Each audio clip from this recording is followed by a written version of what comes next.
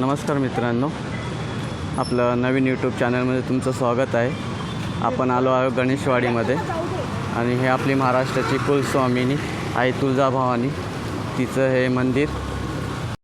मित्रांनो, इथं सर्व ओटीचं सामान भेटतं। इथं लाईनीत सगळे दुकानं बसलेले, तुम्ही येऊन इथून ओटीचं सामान घेऊ शकता।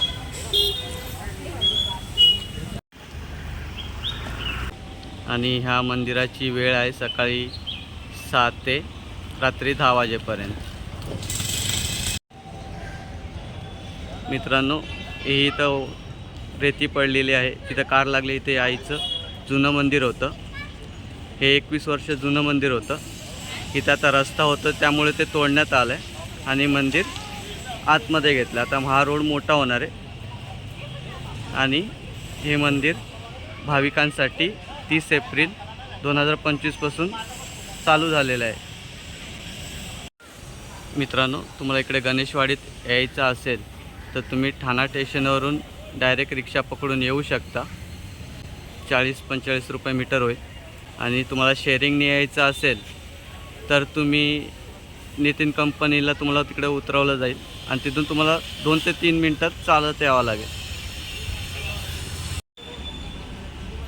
मित्रांनो, या मंदिराचं 4 वर्षापासून काम चालू होतं, ते 30 एप्रिल 2025 रोजी पूर्ण झालं आणि अक्षय तृतीयाच्या मुहूर्तावर ह्याचं लोकार्पण झालेलं आहे।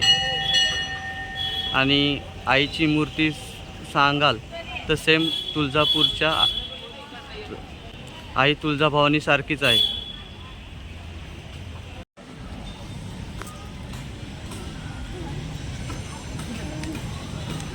हे बघा, दगडावरचं कोरीव काम, हे सगळं काळ्या पाषाणावर केलेली सगळं कोरीव काम आहे। हे बघा,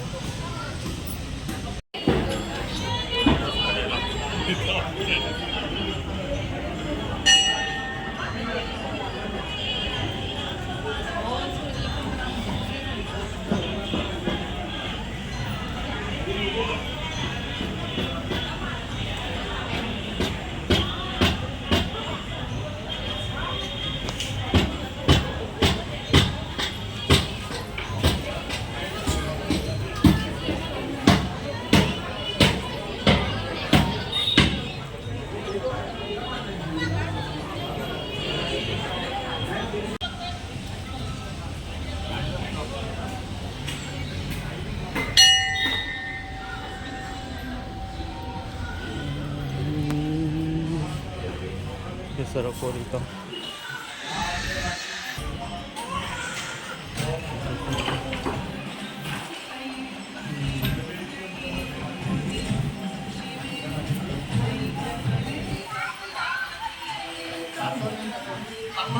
बघा, आईचं रूप किती सुंदर दिसतंय। हे आपल्या तुळजापूर आईचं वाहन आहे, सिंह।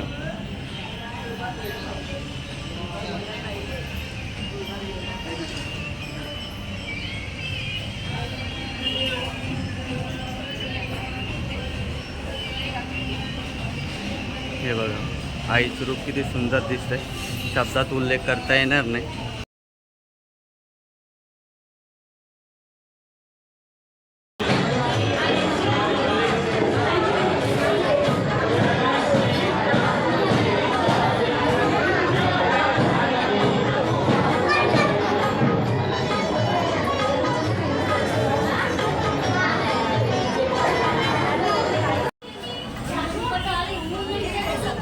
आईचं वाहन मुलीला शक्ती आणि आशीर्वाद देव।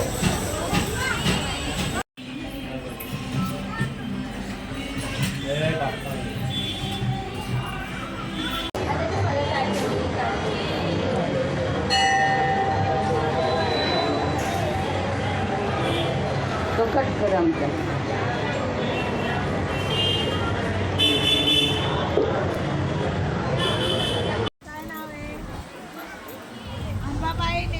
छोट्या छोट्या हाताने मोठा मोठा चोपा दिला, तिला पलगुटी विद्या द्या।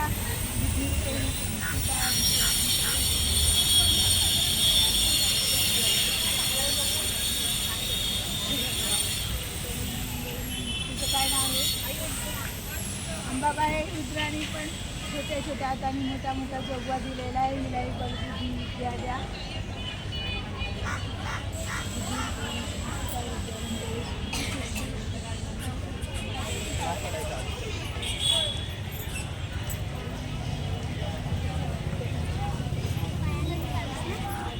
पाया नाही पडल्या, पाया नाही पडल्या, आईच्या पाया नाही पडल्या.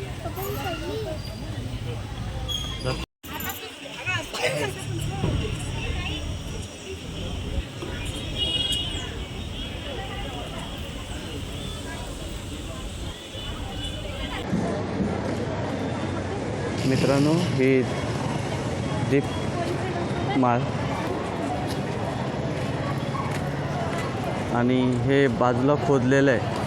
अजून इथे काम व्हायचं बाकी आहे.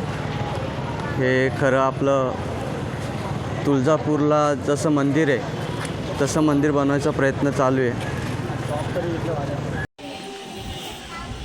हे बघा मंदिराचं बांधकाम बघा किती छान दिसतंय.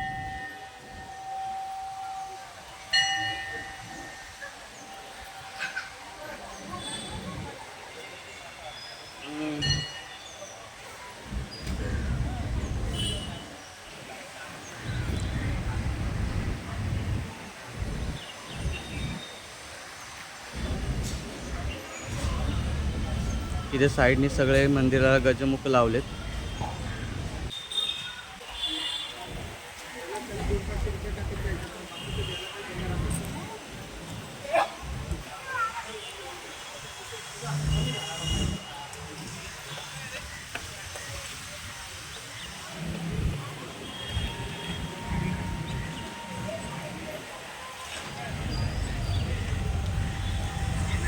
मित्रांनो, तुम्ही कधी तुळजापूरला गेला नसाल तर नक्कीच या मंदिराला भेट द्या.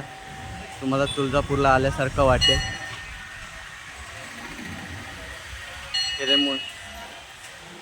यामध्ये थोडं लाकडांचं काम केल्यामुळे मंदिराला अजून शोभा आले.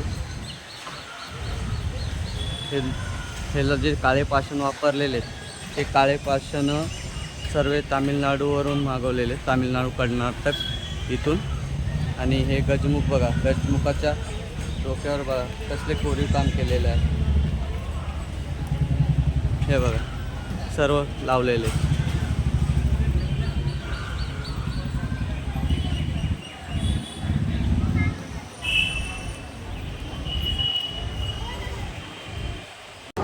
किती छान दिसतंय.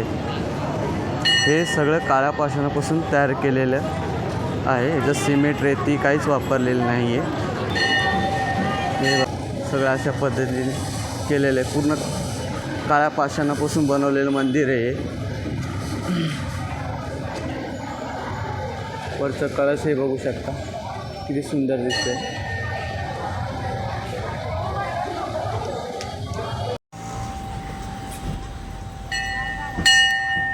नक्कीच इथे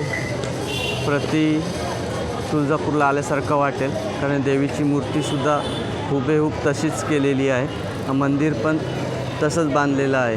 त्यामुळे तुळजापूरला आल्यासारखंच तिथं फील होतं आहे. देवीची मूर्ती खूप आकर्षक आहे.